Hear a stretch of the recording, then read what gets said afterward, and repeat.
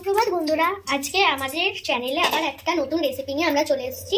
আজকে হবে চিংড়ি মাছের মালাইকারি। তাহলে চলো শুরু করা যাক। প্রথমে চিংড়ি মাছগুলো ভালো করে ভেজে দিচ্ছে।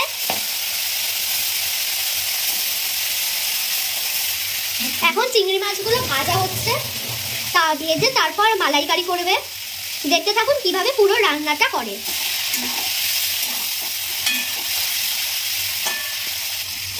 এখন চিংড়ি মাছটা খুব ভালো করে ভাজা হচ্ছে, একটু পরেই তুলে নেবে। দেখতেই পাচ্ছেন চিংড়ি মাছ ভাজা হয়ে গেছে। খুব কিন্তু কড়া কড়া করে ভাজেনি মাম্মা। এরপর চিংড়ি মাছটা নামিয়ে নেওয়ার পর ওটার মধ্যে আবার জিরা আর শুকনো লঙ্কা দিয়ে দিল।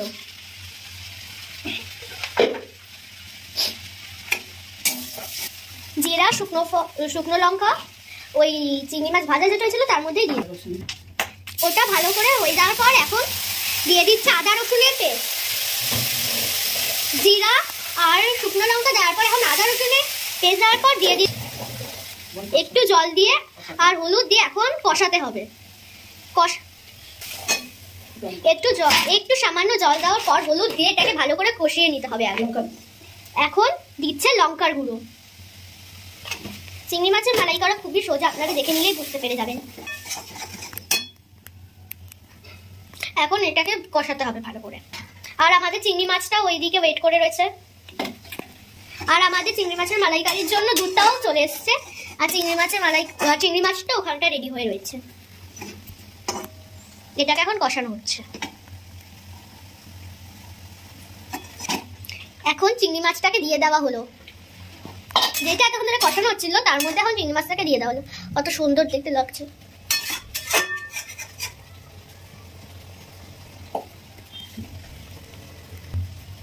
একটু নুন দিয়ে দেওয়া হলো, আর একটু নুন।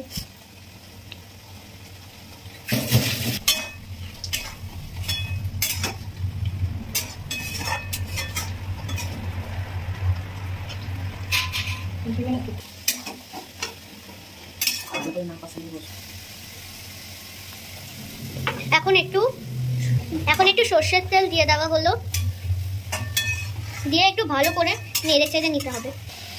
তেলটা দিয়ে নেড়ে চেড়ে নেওয়ার পর এখন দুধ দিয়ে দেওয়া হচ্ছে। এটা এক্ষুনি চিংড়ি মাছ কষা টাইপের কিছু হয়ে গেছিল, কিন্তু এখন যখন দুধ দিল তখন মালাইকারি হয়ে গেল। দুধের জন্যই মালাইকারি হয়ে গেছে। তো বন্ধুরা, আমাদের চিংড়ি মাছের মালাইকারি অলমোস্ট রেডি হয়ে গেছে। তো আমাদের চিংড়ি মাছের মালাইকারিটা অলমোস্ট হয়ে গেছে। এখন শুধু এটাকে ফোটানো হবে, ফুটিয়ে নামিয়ে দেওয়া হবে। তো ফোটানোতে যেহেতু অনেকক্ষণ সময় লাগবে, আমি আপনাদের বই করতে চাই না।